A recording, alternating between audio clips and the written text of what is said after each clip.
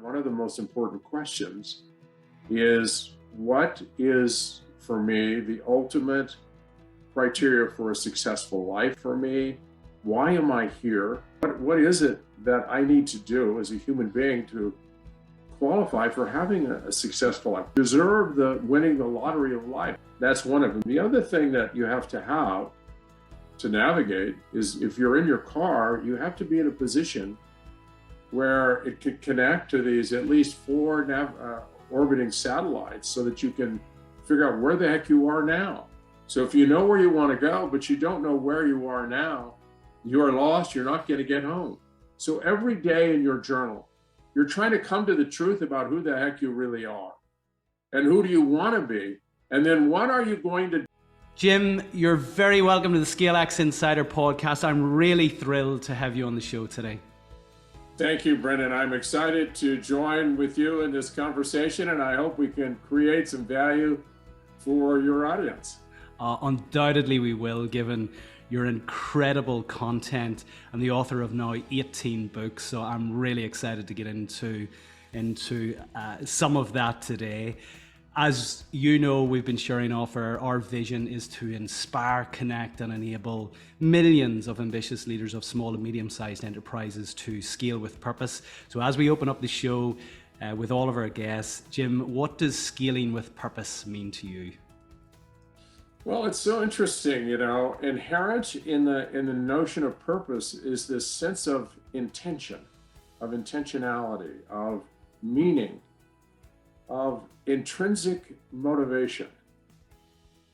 Purpose, particularly what I would call a noble purpose, opens the vault to our energy reserves. And we're very stingy about, allowing our energy just to flow out. We're very protective. And what a noble purpose does, what a purpose does is it kind of, hey, wait a minute. This is worth investing this precious resource that is the resource of life.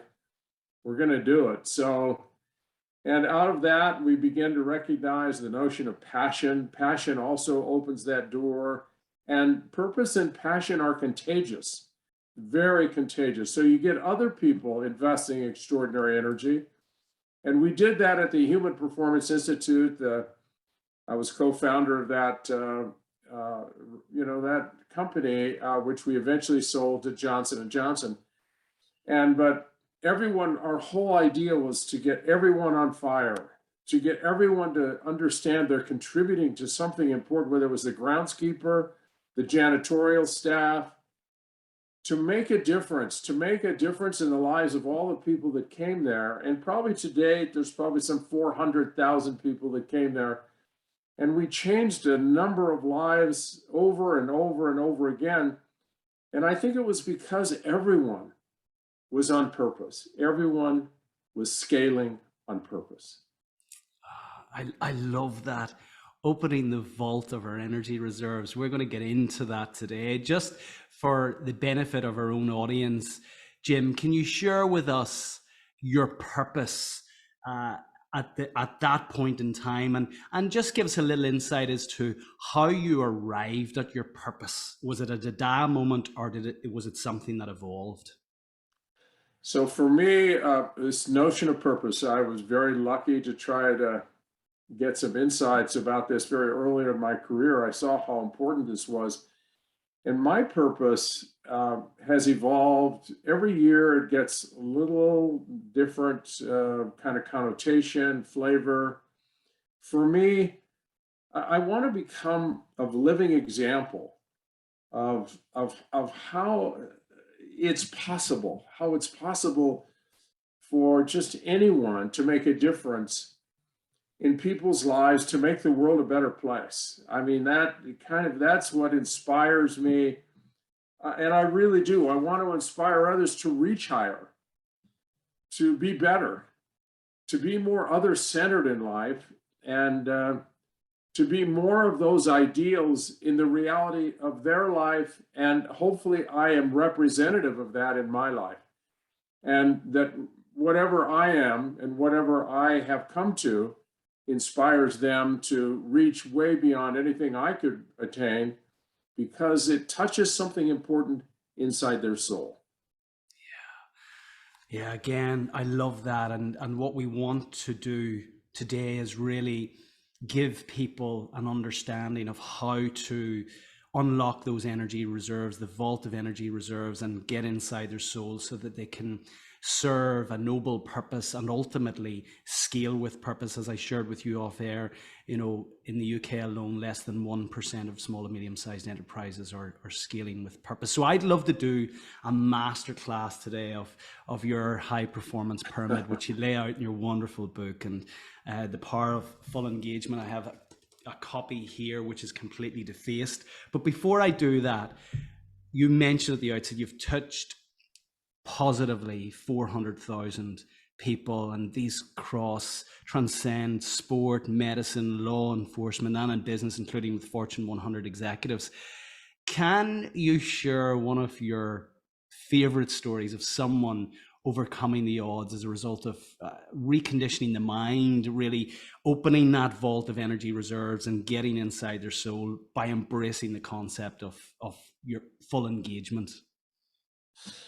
So, Brendan, I have so many stories. I could literally, for the rest of my life, talk. Now, many of these stories are deeply personal, and many of them are still confidential.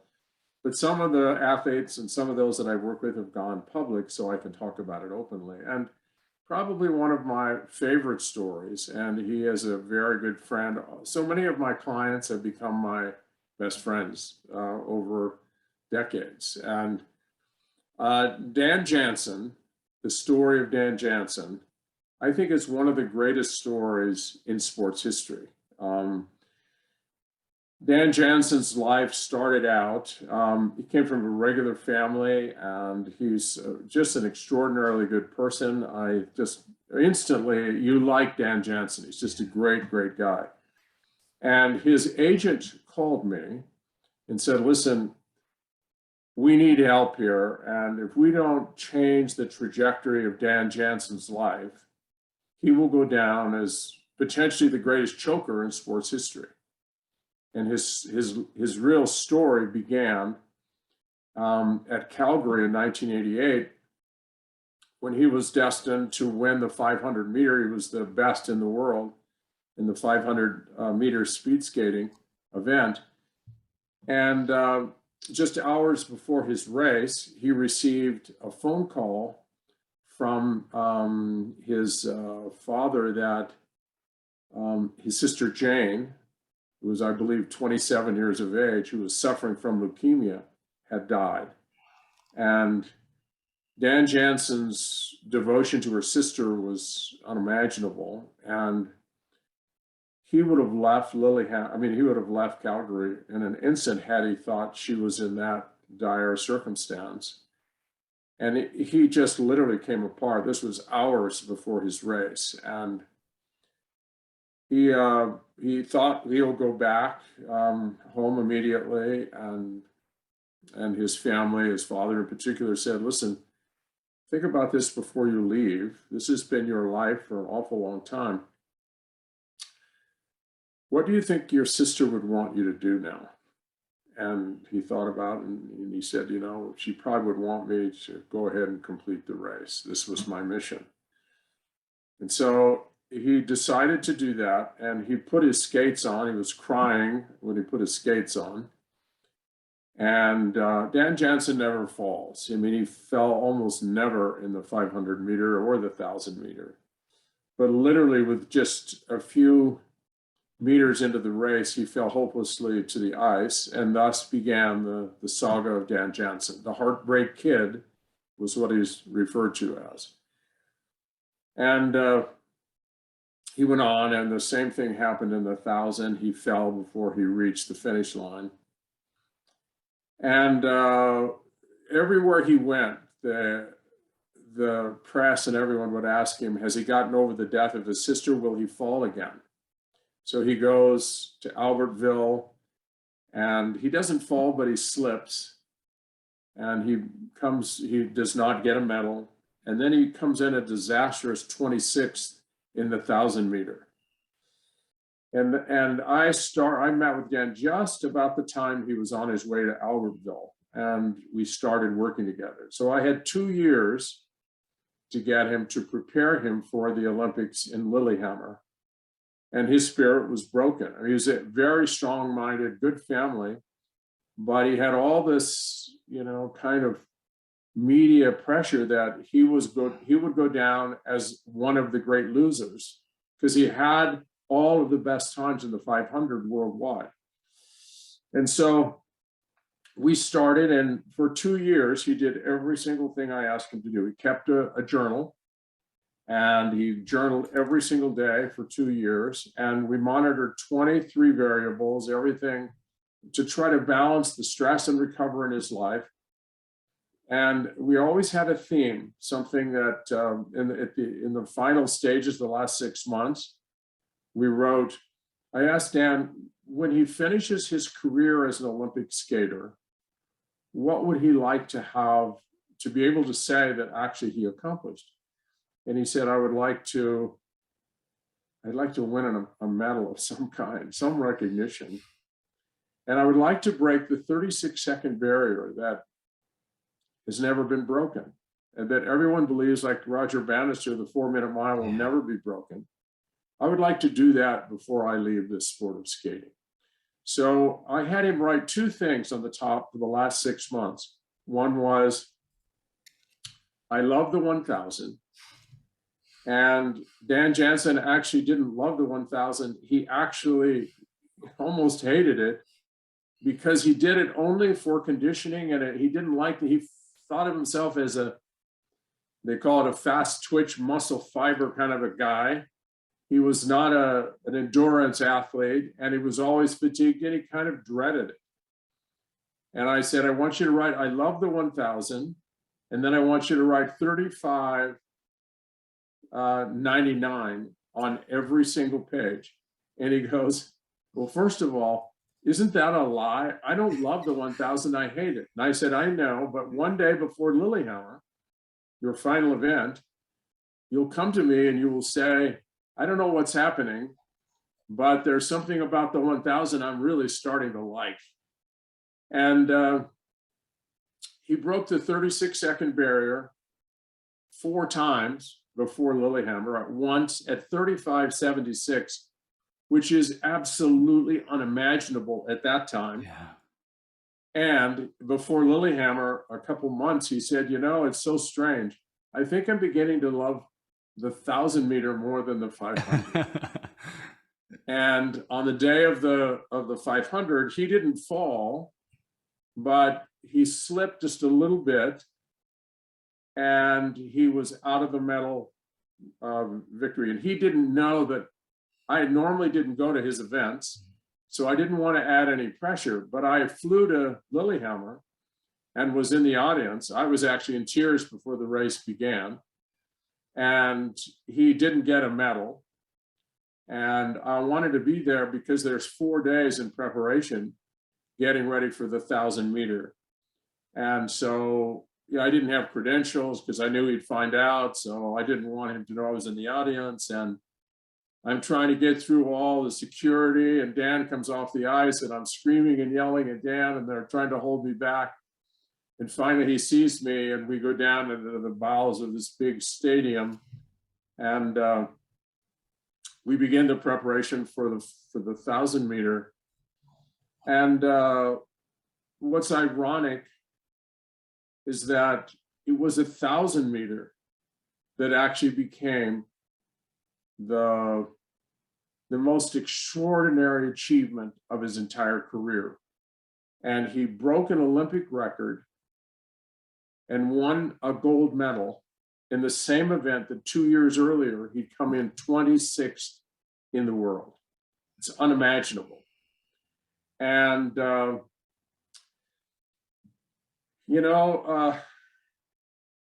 he prepared in that final victory. What the mindset was that I wanted him to show the world what a phenomenal gift speed skating had been to him. No matter what happened in the finals, I wanted him to show joy and to be grateful for all the extraordinary things that have happened in his life, regardless of how it all ends up. This has been a remarkable gift. And in a sense, thank everyone for supporting him over so many years. And not only did he perform at a high level, he blew the top off. And that again gives you some sense about this miraculous capability. When you get your mind right, almost impossible things can happen. And so I love that story. We are still good friends. He actually came and became an instructor at our institute and told the story repeatedly. And we've shared the stage many times talking about his story. But he's an extraordinary human being. And I think, he became a much stronger, more capable human being because he went through so much and accomplished things that everyone said would not be possible. He did the impossible because he didn't listen to it. He listened to his own voice, and that was the secret. It's such a beautiful story, Jim, and so beautifully well told. There's a number of things that come out of that story for me. The first is the journaling, and we see a lot online now about the power of journaling. Now, you've worked with, you mentioned the outset, 400,000 people. You've worked with so many number ones, world number ones, and journaling is a practice that you advocate. And in your previous book, your 17th book, you actually provide a journal with that book. I want to just get into that. When you were inviting Dan to journal, what were you inviting him to journal on a daily basis? Well, first of all, when I started working with Dan, I didn't have the full understanding of how journaling actually made a huge difference, but it gradually grew, the insight we gained. I'm a research guy. I love data. I love big data sets. I'm always looking at research to help guide what I call my applied practice or our applied practice. And, athletes have always had some kind of training log. They've always logged in. There's something in the research world called quantification. When you quantify something on a regular basis, you tend to improve on it. It is like your brain is telling you, you always want to get a little better, cut the time a little more, eat a little better. So we monitored things like his sleep, his stress levels for that day, his workouts, just about everything you could think of that might connect, and then had him keep a journal on his thoughts and what's going through his mind. And in a sense, it was the beginning for me of understanding how to self-coach and to get into that private voice. And we all have a public voice and we have a private voice. And we learned over all these years that it's the private voice that really is the power broker in our lives. It's our private voice that runs the show. It's the real you. And everyone wants to get through to that private voice. And that's what I'm coaching someone. I want to get through to their private voice. If I can influence that, I have a chance for real influence. But athletes and all of us have the ability to kind of deny access to that space, that neurological space. The scientific community isn't absolutely certain where that decision making and where that private voice resides. We know the human insula is a very important role, plays an important role in that. But we recognize that anytime you're going to make a change, you've got to go through that particular dynamic inside of us. You have to recruit that private voice, and you have to somehow get through the gatekeeper who keeps a lot of the stuff that you should be hearing. It just, you won't hear it. You hear what you want to hear, but you don't hear what someone is intending for you to hear. And so what we've learned is that by actually writing out longhand or printing, not on a computer, there's something about moving the muscles of your hand, going back and forth across this corpus callosum in your brain, that it connects to this executive function in your brain in a special way. And it actually gets through to this, what I call the command center of your brain, where your private voice resides, you have a much better chance. So you're basically coaching yourself on a regular basis, hopefully, and trying to give yourself whatever wisdom or thoughts that you think will help you. And that will then be uploaded into this memory of a repository of wisdom from which you make decisions and decide what you can and can't do. And so for me, journaling is a really important part of the quest to be extraordinary. Yeah. And I absolutely love that quote. That's a quote that we've re-quoted in our own book. The full quote: "The power broker in your life is the voice that no one hears. How well you revisit the tone and content of your private voice is what determines the quality of your life." And I think that is so profound. Now, what we want to do in terms of providing value to our listeners, because you've teased them with it, Jim, journaling is one aspect of that, is to get through the gate. And I just want to give context from a business perspective, and especially in the context of small and medium-sized enterprise leaders who are aspiring to scale. Less than 1% in the UK, I mentioned at the outset, are actually achieving scale at the moment. And the last significant piece of research that was conducted by the Scale Up Institute in 2015 cited lack of ambition of the leader as the single biggest impediment to not reaching scale. Now, that sounds to me like a voice in the leader's head, because we know, and you've worked with so many of them, thousands of them, that entrepreneurs who found businesses don't lack ambition. Something's going on there, I suspect, with the voice in their head. So what can we do? Is this a nice point to get into the corporate athlete training system to really deconstruct and hand the listeners the key to that gate so that they can go through it? Well, it's a really interesting thing. Everything happens in our lives when we invest energy in the right things at the right time. Sometimes it's called effort. Effort is simply the intentional investment of the thing that actually makes everything happen in your life. As Einstein said, nothing moves until energy causes it to move. So it's energy that actually makes things happen in our life. But we are who we were. And our ancestors were very, very stingy with their energy.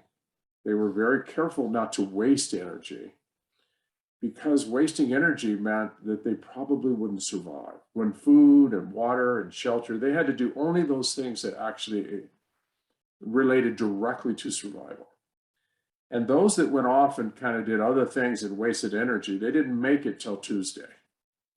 So all of our ancestors were those that had an energy conservation bias. And it's very hard for us to go and be wild spenders today when we have this long tradition of thousands and thousands of years of conserving energy. So this notion of not having any ambition, I am convinced that there are a lot of reasons for that. But one of them is that people just don't want to spend more energy than is necessary to get the job done. It's called discretionary effort. Yeah. But full engagement requires, you want them to be all in. You've got to somehow convince them that there's something important here that happens not just to the company, but also to them when they become extraordinary investors of the most powerful resource they have as a human being, their energy. And so you create a culture where people, that's how you scale this, is you actually create a culture where people, it's a high investment culture where everyone is fully engaged. Everyone is trying to, in a sense, represent the fact that they are fully committed to the mission of this company.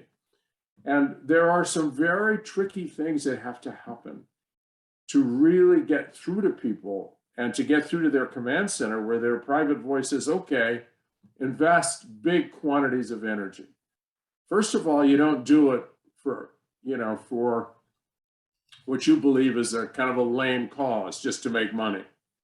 You have to have a cause that's actually that you're going to make a contribution in some way that is really connected to your own sense of values and purpose in life.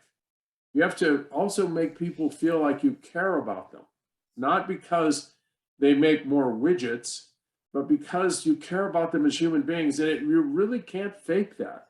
When you create a culture that really represents, I understand how hard it is to work here. And I want you to know that I deeply care. I want you to take care of yourself. I want you to have a lot of energy. I know you're going to have to get recovery. You need time.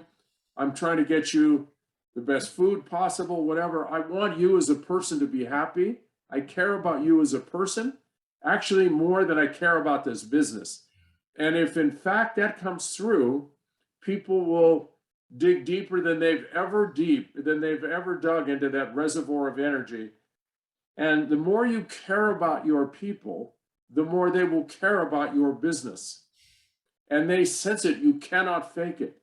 If you simply hire someone and they are expendable and they're really just, you want them to get something done and you want them to get it done well, but they don't really have a sense that they're valued as a human being, it limits the amount of investment they're going to give. People won't give their most precious resource unless there's something much bigger inside of the envelope than just, I'm going to help the company meet its third quarter earnings projections. Yeah, and this starts, and it's something that we advocate, and it's a theme throughout our ScaleX Accelerator program, our program to support leaders of SMEs to scale with purpose. And it's a concept of leading self first before you lead others, before you lead an organization. And you have a beautiful framework in your book, The Power of Full Engagement, in terms of the components of leading self first. Would you take us through those, Jim, and then we're going to get kind of super practical and recommend, well, look, I recommend people to get the book, but to leave the listeners with some habits and rituals which ultimately undergird the four components. So would you just step us through in terms of priority what those components of full engagement are in terms of leading self first? So, we were so fortunate to work with so many high level performers from just about every arena of life. And many of them were life and death arenas, from pilots, fighter pilots, Blue Angels, precision flying team, surgeons, special forces in the military, Navy SEALs, on and on. And what we began to realize that there's some special place that what you're capable of becoming and what you actually achieve become one and the same. That you're actually in this moment, sometimes it's called flow, sometimes it's got a number of different names. I originally called it your ideal performance state. But this notion of there's some magical place that makes big things happen, makes companies happen, makes employees happen in terms of their contribution fully to a successful business. And the words we used at the time were full engagement. And I define full engagement as the acquired ability, and it's an acquired capacity to intentionally invest your full energy right here, right now. It's the greatest gift you have to give to the world. It's almost like you say, I'm giving it all. I'm all in. I'm gonna give you what I believe is the greatest gift I have to give to this cause, to this mission, to my family, to this friend. And people sense it. We crave not your time, we crave your energy, because you take life out of your body and give it to something outside your body, and you give life to whatever you give your energy to. You give energy to your bicep, or you're going to give life to your bicep, extraordinary energy. You give life extraordinary energy in the direction of love and kindness and devotion in a marriage, those will grow as long as you continue to make those investments. And so, Gallup and everyone started developing all these metrics around engagement. How much of your workforce is partially engaged, fully disengaged, and so on and so forth, and how many are at the highest level of engagement? Well, the numbers were pretty startling. Yeah. And so, for me, I'm a science guy, and we started the basic company's architecture around energy. Energy was the substrate of chemistry, of physics, of all the hard sciences. And I really believe that human energy is very much like the energy in the universe. There is quantity, quality, focus, and intensity of energy. And I believe it actually is represented in the human system in exactly the way it is in the universe. And the organizing principle, just like in energy in the universe, is naturally moving toward disintegration and chaos. And there's a force called entropy in physics. And the ordering force in human energy is purpose. When you wake up in the morning and you don't have a purpose, you have chaos. You have, I don't know what I'm supposed to do. What am I going to do today? And all of the stress, all of the chaotic forces that are going on in your life can be organized and really brought into some kind of constructive envelope with purpose. I'm doing this for a purpose that really is much bigger than me, and I'm going to really fight through this and then organize all these disparate forces that are trying to take you apart. So for me, I started to look at this through the prism of a pyramid. And at the base of the pyramid is we can't do anything without energy. And so all energy is rooted in the physical body. So we call that the physical dimension. And all energy only comes from one place, and that's from the union of oxygen and glucose at the cellular level. The mitochondria of the cells, every single cell in your 30 trillion cells has its own energy production plant. And if it has sufficient oxygen and glucose, and it's called the Kreb Cycle, when you're able to produce the energy, you have energy reserves. The body has the ability to store energy, and then you have to decide, and your private voice is going to be the ultimate arbitrator. What should you be spending this remarkable capacity for moving things and making things happen? What are you supposed to do with it? But if you don't have energy, if you don't take care of the physical body, no energy comes from any other place other than from the cells of your body, from this union of oxygen and glucose fundamentally. And now that you have energy, now you have the opportunity to decide what you want to give life to. And that is really that's the existential question we all have to face. What the heck is this all about? I have a life, I have energy, what should I invest? Should I invest it in just making me happy? Should I just try to be blissful all day long? And then something happens in this entropy that we experience. It's all chaos. It doesn't make any sense. We need something much bigger to order all this energy in some way. So the quantity of energy comes from sleep, from hydration, from nutrition, from fitness, oxygen transport to the cells. All of these things. To be a great performer, you got to take care of yourself, or you're going to run out of energy to complete the mission. And then once you have that, the next major obstacle, it's delivering the highest quality of energy, just like gasoline has high octane fuel and low octane fuel.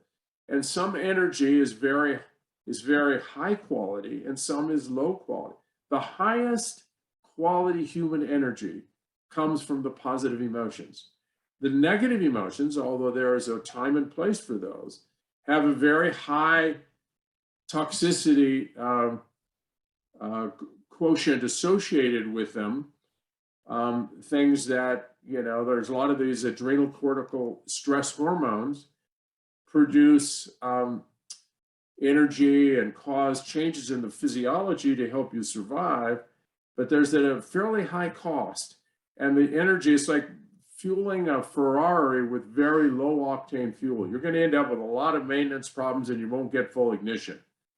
So the highest quality energy comes from your positive emotions: hope, joy, the sense of belief in the future, optimism.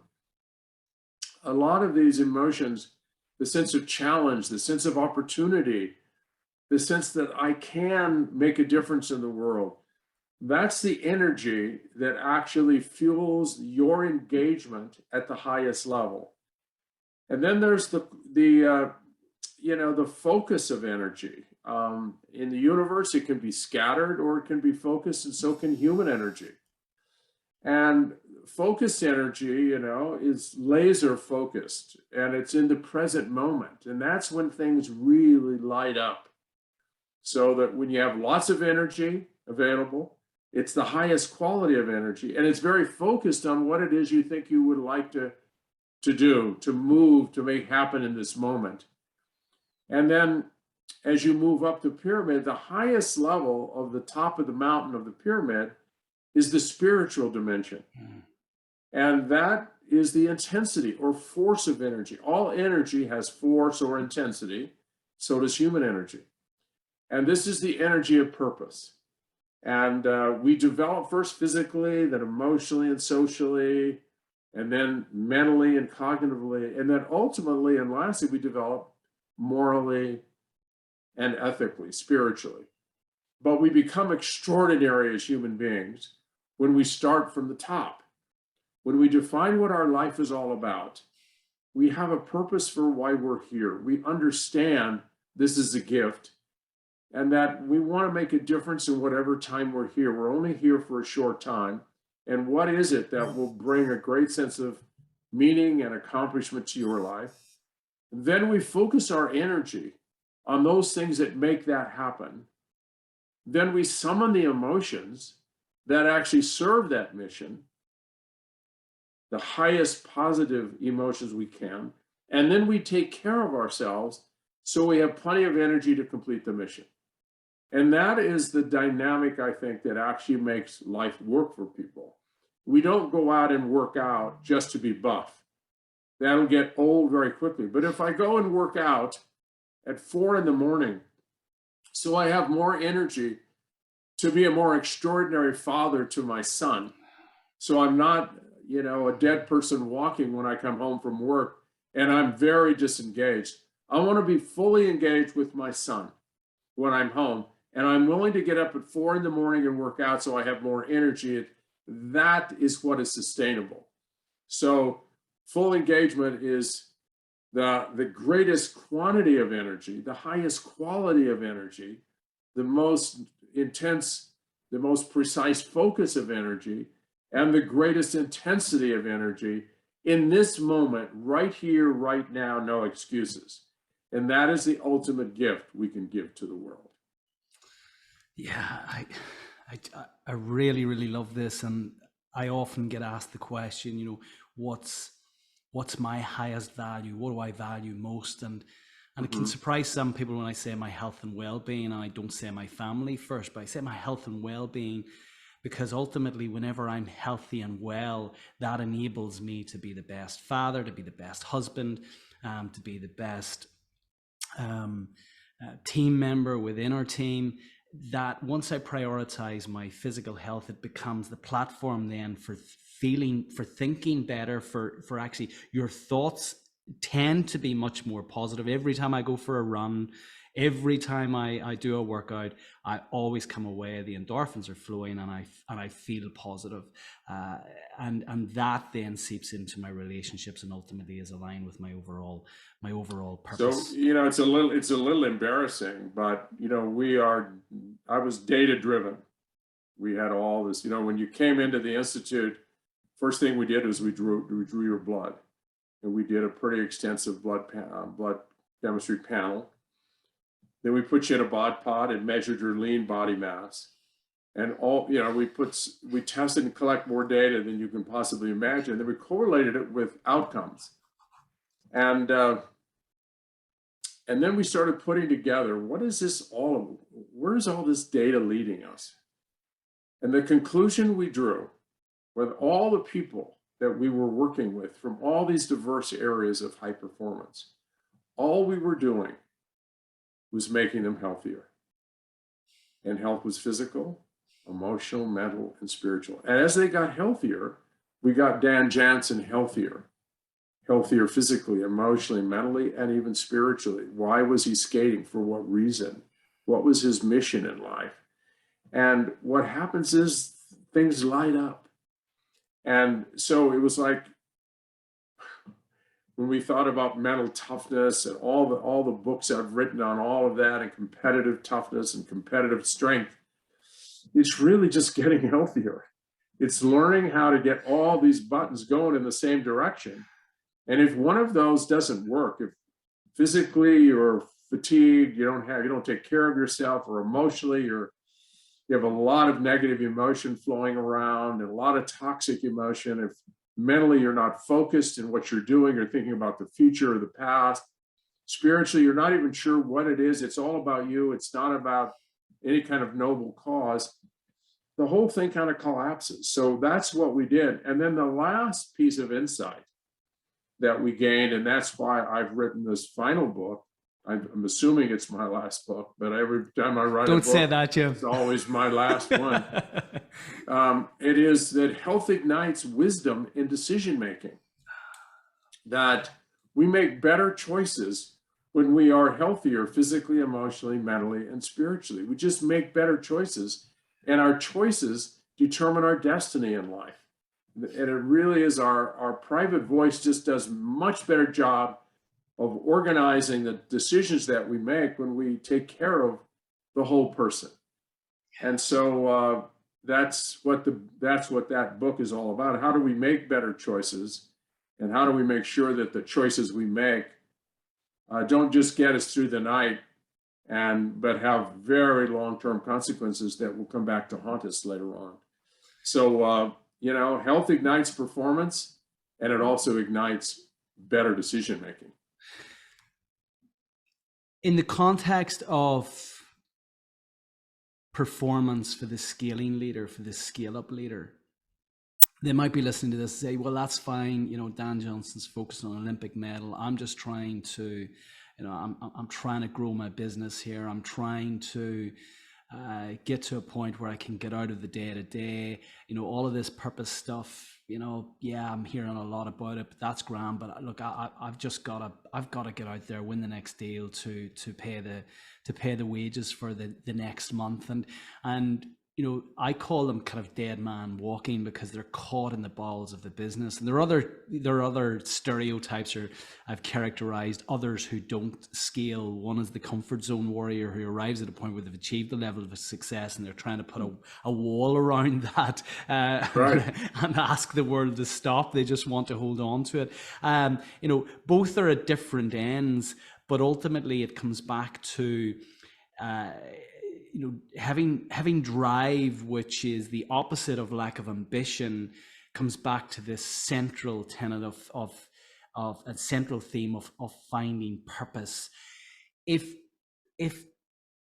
some of the listeners to this today are struggling with that, Jim, what would you advise them to do? Where's the starting point for them to begin to unearth the purpose and to kind of get the key to the gate of full engagement? So it's a great question, and we're not born with a purpose. We have to create it, and it's not like looking for a prize in a treasure hunt, where you're going around just looking, and then one day you go, oh, I got it. It'll hit you and you go, oh, I finally got it. It's more like you have to create your purpose from all that you've come to love and all the people you've come to admire, from your experiences in life, from your deepest values, from your beliefs. And then at some point, you begin to craft your purpose, not someone else's purpose. And that's why at the Institute, we never gave examples of other people's purpose, because people copied them. Oh, I like that one. I'm going to do that one. And this is hard work. And that's why in my last book, Leading with Character, which is an accompanying journal, it is a process of every single day, 10 minutes a day, invested in a prescriptive writing, where you actually are doing hard lifting to unearth, to create, to come to terms with what your life is all about. What is it that gives life to your life and a reason for being here? And that's hard work. It's heavy lifting. It just doesn't come naturally. And so much of life actually pushes you in a direction that actually is counterproductive. It's antagonistic to, this idea of being a high achiever and getting fame and getting a lot of notoriety and making lots of money and having jets and everything else, that will bring you the fulfillment and satisfaction. That'll bring you what you're looking for. And that is your purpose, is to have a huge resume. Well, I've been involved with 17 number ones, and many of those were they were only as good as their last performance. And if they won 4 Olympic medals, now it's got to be 5. There's this gnawing sense that is this it? Is this all I've been working for my whole life? And so there's this sense that I call it the hidden scorecard, that that we're keeping track at a very deep level. We are who we were. Our ancestors survived by being connected to other people, by caring for others, by treating others with respect, because that created some kind of culture where people were working together for a common goal. And their goal was to survive as a tribe, as a unit, as a village. And so you had to be trusted. You had to care about others, because sometimes you wouldn't have food, your shelter was gone, and you had to reach out. And there was this bond that brought people together. And there's a hormone called oxytocin that actually is triggered when people come together and have almost like this unity of spirit. And this love, it's something called the love hormone that's released abundantly in the child birth process, and the mother bonds the child with the mother. But this hormone is far more important in everyday life. It's a powerful stress reducer. And what it really tends to show is that we need to connect with other people, particularly in times of stress. And if we go off and we scale the mountain, but we do it by walking over dead bodies. We don't really care the impact. I got the corner office because I really, I show my power, my ability to maneuver through the politics of this company. But I've had to do a lot of things I'm not really proud of. And most of them is in terms of how I treat others. And I walk out of the building, I'm having a bad day, and I rifle through my valet attendant for bringing the wrong car, bringing it late, or the waitress or waiter who makes a mistake on the order. And there's something that happens to us that is deeply unfulfilling, no matter how much extrinsic success we have. We have a scorecard, and the scorecard that matters, go to the end of your life, and what are the things you want on your tombstone? I call it the tombstone exercise, that really matter most in terms of how you want to be remembered. Nobody puts how many gold medals they achieved, how much money, how many millions of dollars they were able to amass how much fame, how many people know them. The things that matter are your integrity, your honesty, your caring, your compassion. And this is coming from a performance psychologist who wrote all the books on mental toughness. How in the heck did I get there? It's because the data drove us there. And in fact, there is something so essential to being human that if we want to have happiness and a sense of value in our lives, we have to give our lives away to others. It's not about us. It never was about us. We didn't do anything to come here. We have to give it away. And when you give that away, people sense it and they want to be on your team because it's not about you. And the sense of humility that you have is real. It's not phony. You're interested in learning from others, and let's all try to figure out how to make our solutions better, not for us, but for all that we are serving in this business. So for me, that's really the bottom line, that we can all be high achievers in one way or another. We can cheat, we can take shortcuts, we can do all kinds of things. But I'm going to tell you, I've been with a lot of those high achievers. And that is not the scorecard that will matter at the end of your life. And if we can get that straight now, we're going to save ourselves a lot of agony at the finish line. And there's so much in that. This is the paradox, having conducted now scores of interviews with people who have scaled successfully with purpose. This is the paradox that those successful scaling leaders have overcome. There's something innate which is about self-preservation, but those who scale with purpose ultimately seek to serve others, to take their wonderful product or service beyond their existing borders, beyond their existing industry.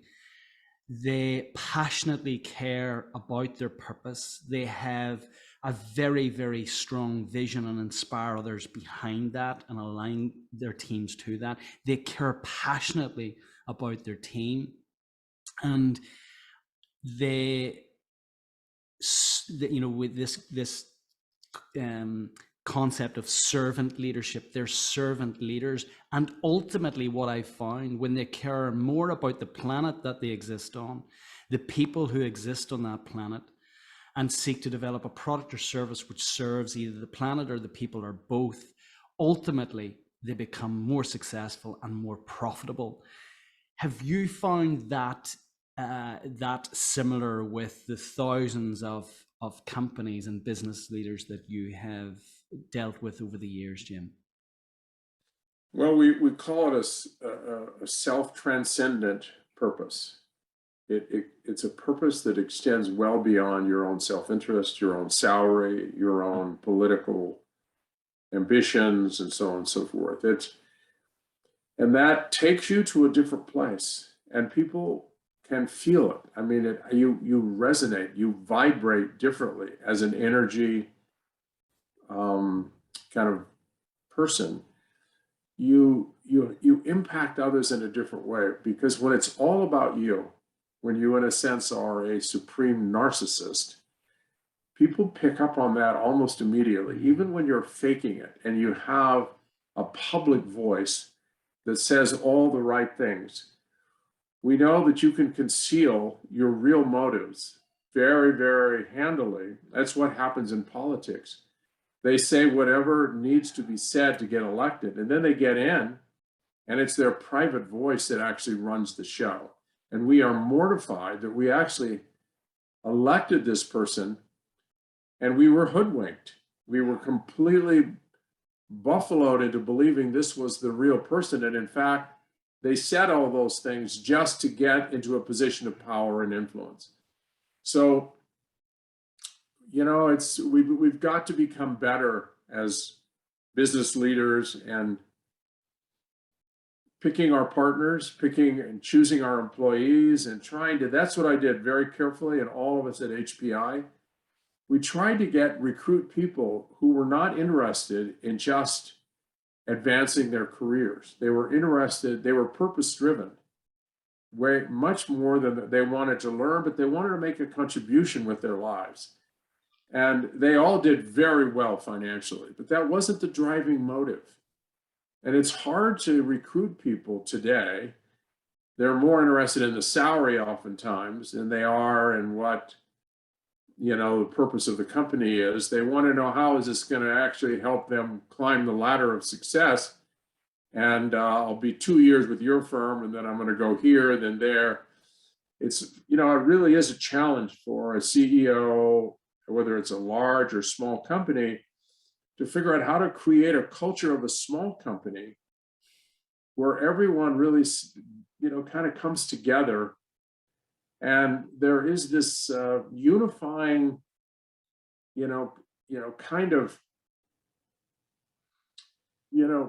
it's the web that pulls us. It's the trigger for oxytocin, that we've developed a sense of mission together, that we are going to make a difference in the world, even if it's a cleaning product or something that seems rather mundane.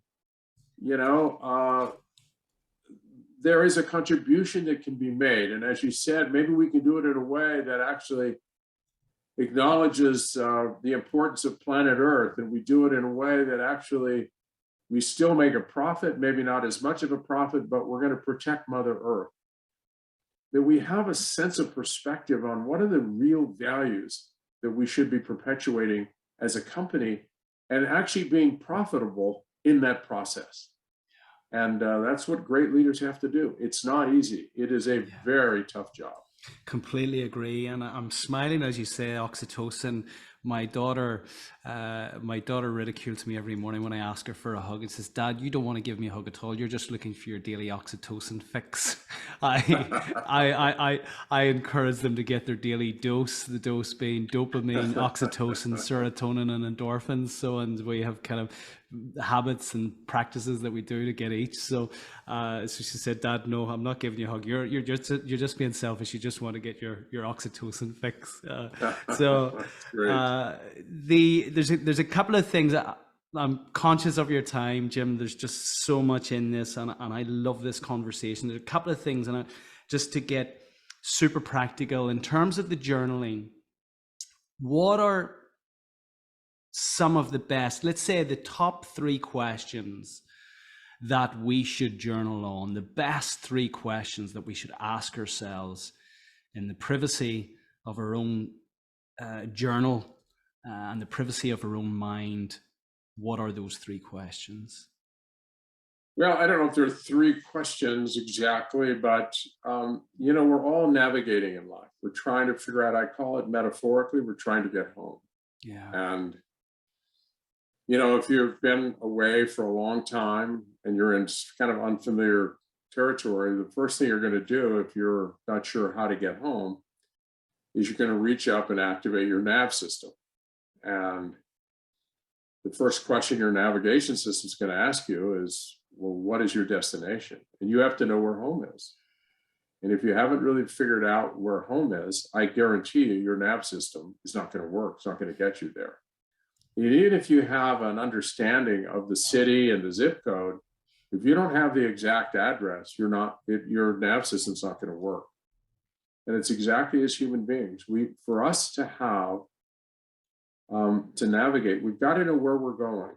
If you don't have a clear picture of how you want to end up, where you want to end up at the end of your life, I'll call that getting home, you're not going to get there. And the sooner you come to terms with that. So journaling needs to be around one of the most important questions is, what is, for me, the ultimate criteria for a successful life for me? Why am I here?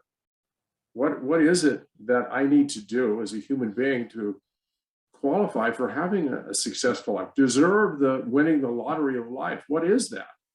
That's one of them. The other thing that you have to navigate is, if you're in your car, you have to be in a position where it can connect to these at least 4 orbiting satellites so that you can figure out where the heck you are now. So if you know where you want to go, but you don't know where you are now, you are lost. You're not going to get home. So you need 2 coordinates. One, what's the destination? And you need to know what's the truth, not half truth or kind of what is the reality of who I am now based on all the most confrontational clarity I can have. And then once you understand that there's a distance between where you want to go to get home and who you are now, then you've got to invest your energy, not just time. It's not how much time you take, it's the energy you invest in the time you have. And that's the big miss with time management industry. It isn't time. Time has no valence, has no power.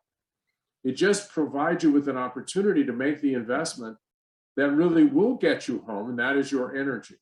So every day in your journal, you're trying to come to the truth about who the heck you really are and who do you want to be. And then what are you going to do? What will your private voice allow you to do in terms of making investments to get you closer? When you finally know where you want to go, you're going to have to put some kind of movement. You're going to have to get in your car. You're going to have to ride a bicycle. You're going to have to walk. You're going to have to invest energy. If you don't invest energy, the gap will never close. And so it is with human beings. So journaling around what my destination is, who the heck am I now relative to that?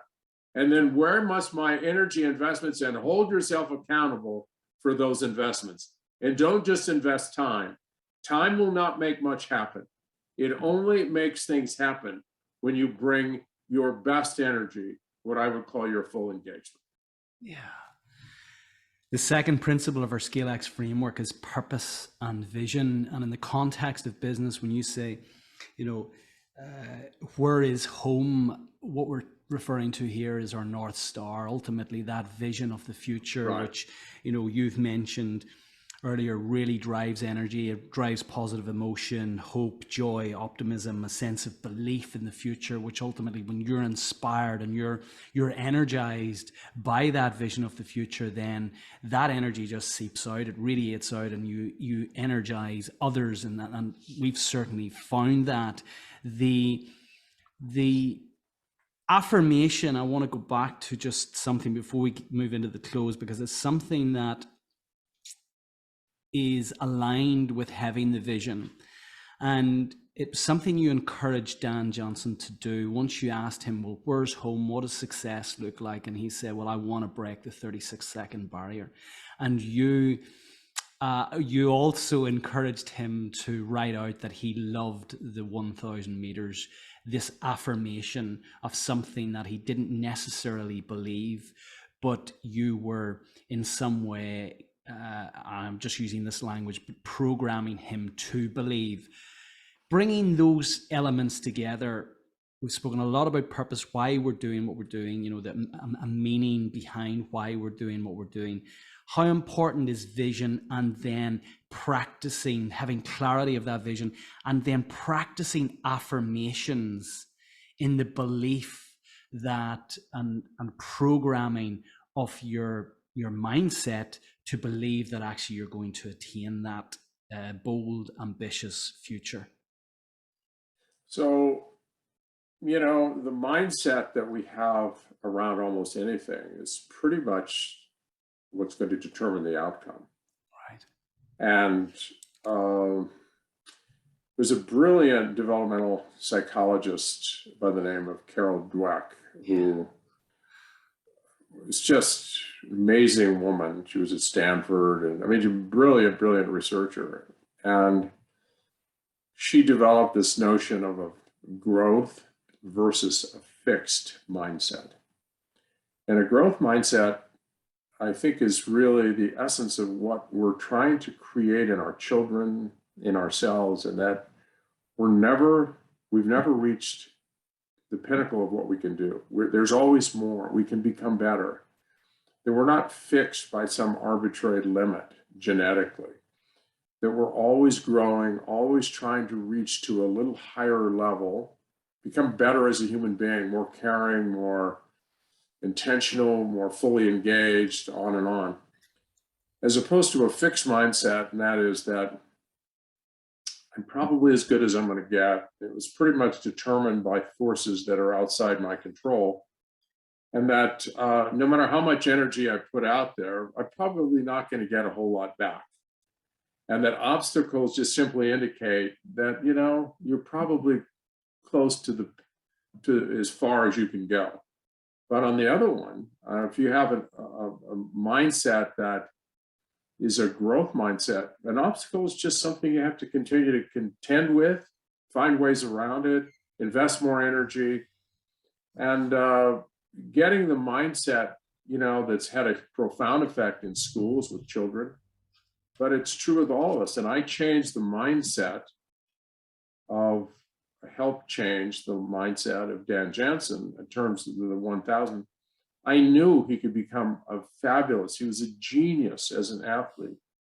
He could become a 1,000-meter gold medalist. I was convinced of that. And so we tried very steadily to change his thinking, to open his sense of what's possible for him. And it became his salvation. And I think so often we have a mindset about something that is limiting. It closes all other doors. We don't open up to other possibilities. And it's really tragic. And it also manifests itself in the decisions we ultimately make. And so a mindset is very malleable. It's changing every day based on our experience, and it can be intentionally changed with journaling, with thought, with intentional thought, and with practice. What we're trying to do basically is to myelinate. There's a substance called myelin, and myelin is a substance that's like a duct tape around some kind of electrical wire that protects the signal strength, preserves it from being, frayed off into some very non-productive pathway. So what we're trying to do is to take what might have been for Dan Jansen a 4-wheel drive road that you could be great in the 1000 and turn that into a 6-lane neural highway where he began to realize, hey, wait a minute, I'm actually turning in some amazing times. I actually love this race. And so he myelinated that. And the one that was, dominating his thoughts, the one that he said he hated it, he's never going to be, he had all these reasons why he would never be a 1,000-meter skater.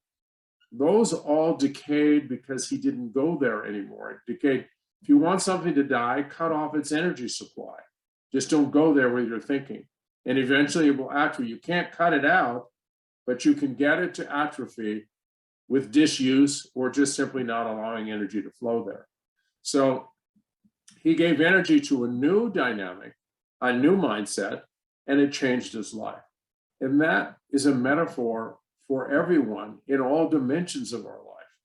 And that's how basically the power of story.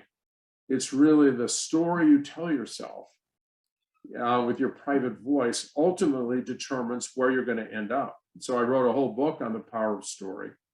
And it really represented, and at the Institute, we had people write down the parts of their life that were not working and the stories that they had that weren't getting results.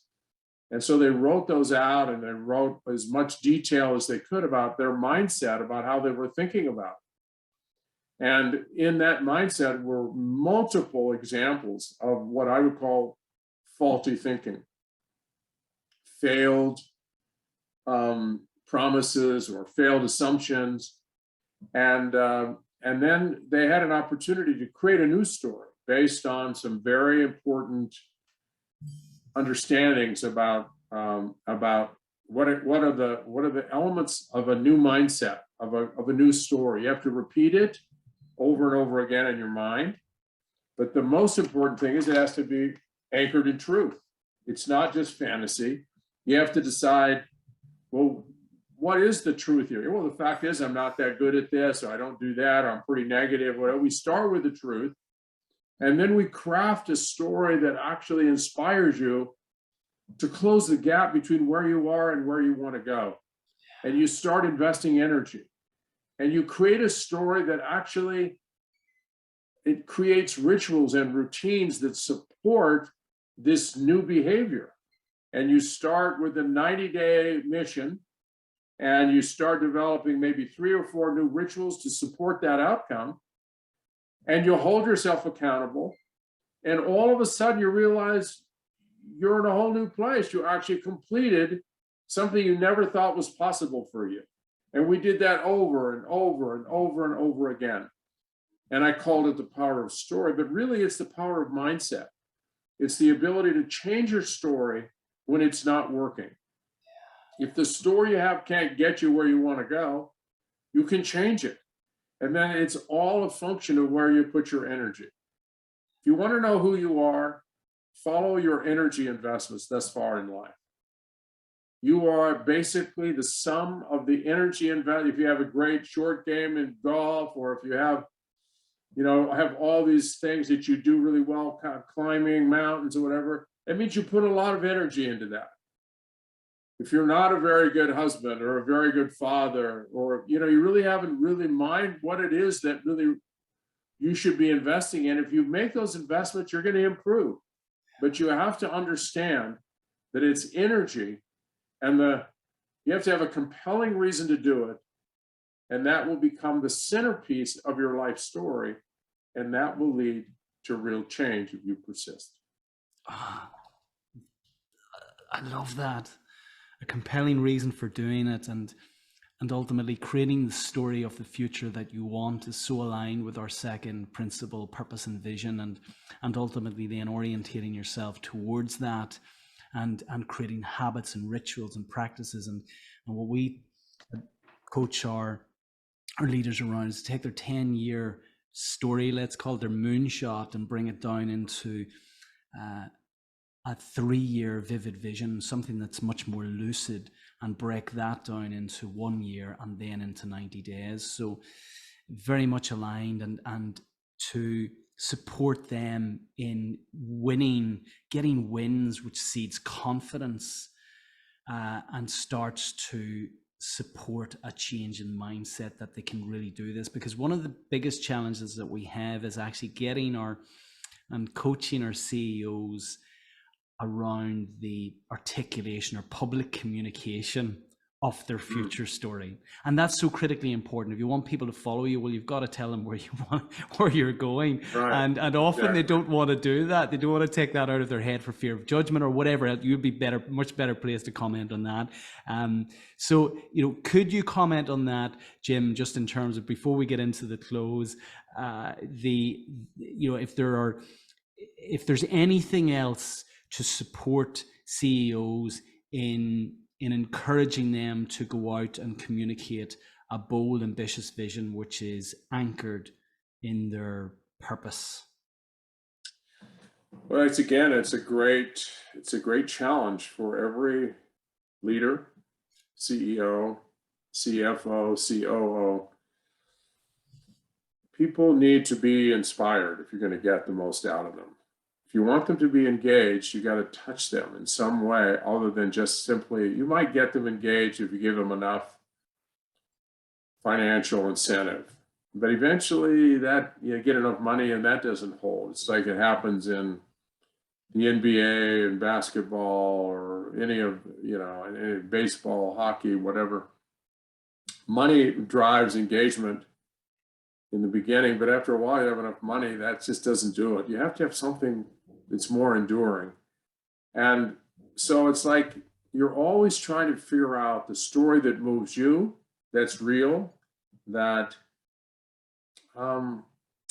you're trying to craft it and create it. And you have to kind of tell that story. How many times did Dan Jansen had to tell himself, it almost seems like it's boring when you write that on the top of your training log every day, but something happens in this neural architecture between your ears, that your private voice starts incorporating this in some significant way, even though it seems overly repetitious.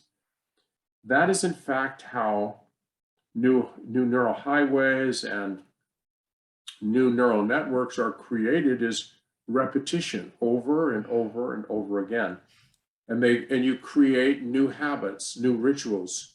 And those rituals actually will ultimately define where you end up, because we can't run our lives on conscious thought and making decisions.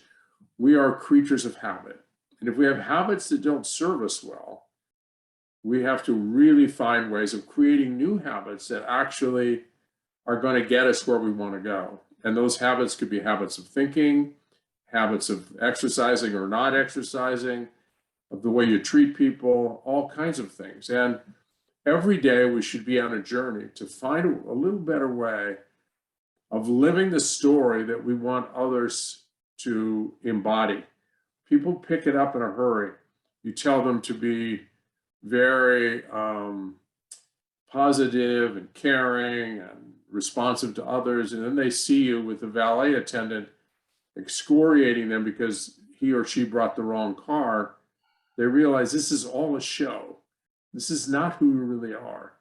And so you need to craft a story and live that story as much as possible, and be open and honest that you're not 100% there yet, but you work on it, and they will see that. And you're trying to figure out how to get into that command center, that inner chamber where you have influence, and influence that's sustainable, not just a money, dollar and cents kind of negotiation, transaction. You care about them as people, and they will care about your business genuinely. And that cannot be faked. So we're always trying to create the best possible way of recruiting people into a mission that we believe is important, and that we have to make really sure that our lives represent what we're trying to get others to do. You say be truthful, be honest, be genuine, be sincere, and they see you say one thing in your speeches and you see something entirely different in the hallways. Doesn't resonate, and it won't. And then you're really down to one thing only. You got to pay them more. If you pay them more, they're going to be engaged. But that doesn't last forever. Jim, I could keep you here for hours. This is the challenge. I just love this, and there's so much in it. Just a little line in your book around the habits. You talk about, first you create your habits, and then your habits create you, and I just think that's so profound. That examination of habits that ultimately, when you have crafted that story of the future that you desire, then the examination of the habits and the rituals, your current practices, how you go about your day, you then can ask, based on the story that you want in the future, if these habits and practices and rituals serve you. So before we move into the close, I think it's so critically important to call you out as such a high performer, the author of 18 books. You've delivered so much value into the world. You do it with such incredible generosity, with such humility. I encourage people to go and seek you out, seek out your wonderful work. I'm curious. This is on a selfish note. I'm curious. What is your morning ritual? I'm fascinated with morning rituals. What does your morning ritual look like that actually serves your vision and your purpose? Well, I have a bunch of them.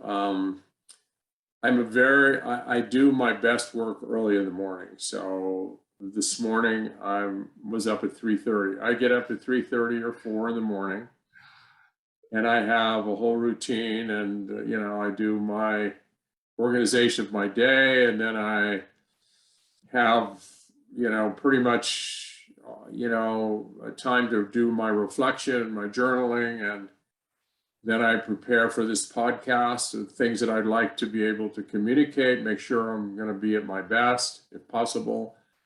And I had my breakfast, what I thought was a pretty healthy breakfast with some protein and not a lot of sugar, and but I feel like normally I would be also up at maybe 6 in the morning doing exercise.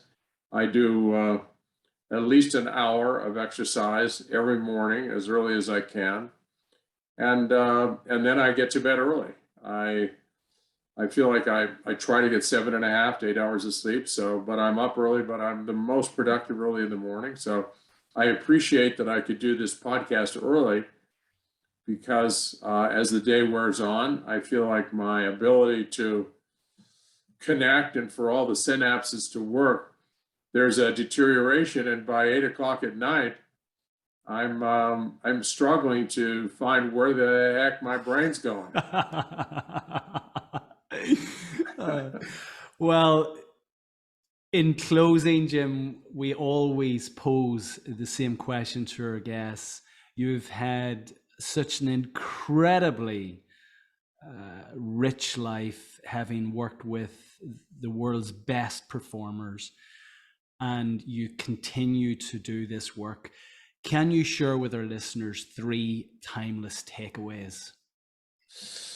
So, I thought about that this morning. The 3 that I would say kind of come to mind almost immediately would be: 1, more important than what you achieve in life is how you achieved it.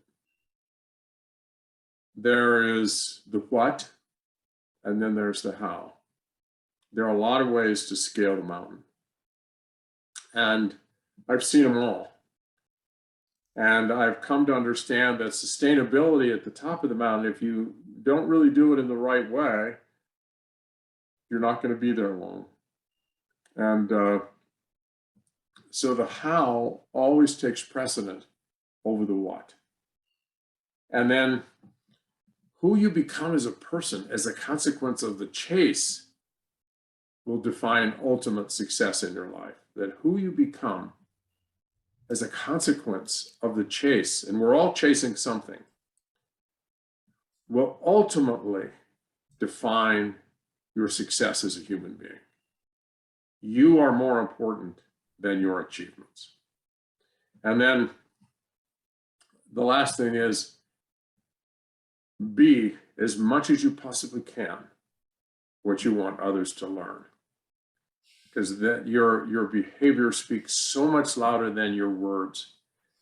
And if you really want to get that right, you got to work with that inner voice, because that's what we call sincerity, authenticity, is when your outer behavior and your inner voice are on the same page.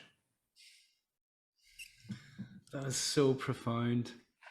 Jim, I want to thank you for your full engagement today, for your wonderful energy, for your wisdom, and I want to thank you also, for the level of preparation you've put into this today. You've delivered so much value to our listeners. Is there anything else that, just before we close and we connect our listeners to you and your work, is there anything else that you want to pick up on that we haven't covered off today? Well, at this chapter in my life, and that's why I wrote with, I have a co-author, Dr. Sheila Olson.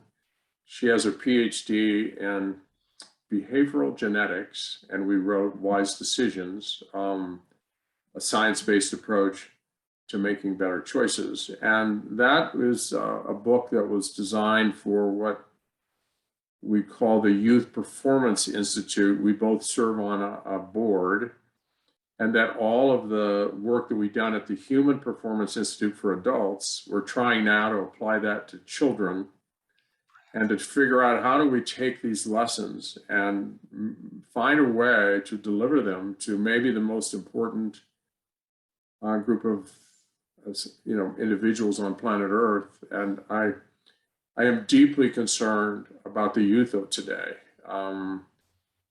If you look at the stats, they're so staggering and so alarming, from the levels of disengagement, of depression, of sadness, of suicide. And a lot of these kids came from really good families, but something about today's world, whether it was accelerated with COVID and the isolation, with the social media and all the issues about fears of climate control, and their world's going to end, and World War VI, and on and on and on. These kids are struggling deeply with the availability of drugs, and they're just seeking happiness and they can't find it in any way possible. So we're trying desperately to resurrect an effort and get as many powerful people involved as possible to do something real and scalable throughout the world for youth of today, to take a lot of the lessons we learn and apply them in a language that may connect to the most important application of all that we could think about. And that's our future with children, with young people. So that's where I am now, and I'm going to devote as much energy as I possibly can to that for the remainder of however much wick I still have on my candle. And given the man who's presented in front of me, there's a lot of wick left in that candle. The work that you're doing for kids really resonates. As the parent of 3 teenagers, everything that you've said there in terms of the challenges exacerbated by COVID, I think the digital world, social media, and the pressures coming from there, that's so profoundly important. So I wish you every success with that, Jim. If people want to connect with you, and I've no doubt they will, where's best to reach you? Well, I have my own website, and it's Jim Loehr, LOEHR.com, jim-loehr.com. And I'm available on LinkedIn. I have all my videos and podcasts. I'm hoping we can post this Absolutely. On my website and on the LinkedIn site, so that people who miss this might be able to catch it later, and there might be some value for them. So, but I'm very grateful for having had the opportunity. I mean, it's been my dream as a psychologist to have this living laboratory for distilling all these insights. And I hope they're insights that will, withstand the test of time, that these are not just nice to know at the time, but they actually have lasting value, real, enduring value in people's lives. And that's what drives me. And I really I thought the questions you raised are very, very real and very appropriate. And I hope we created some value. Thank you, Jim. Thank you, Brendan. It's been an absolute honor to have you on the show today. Take care.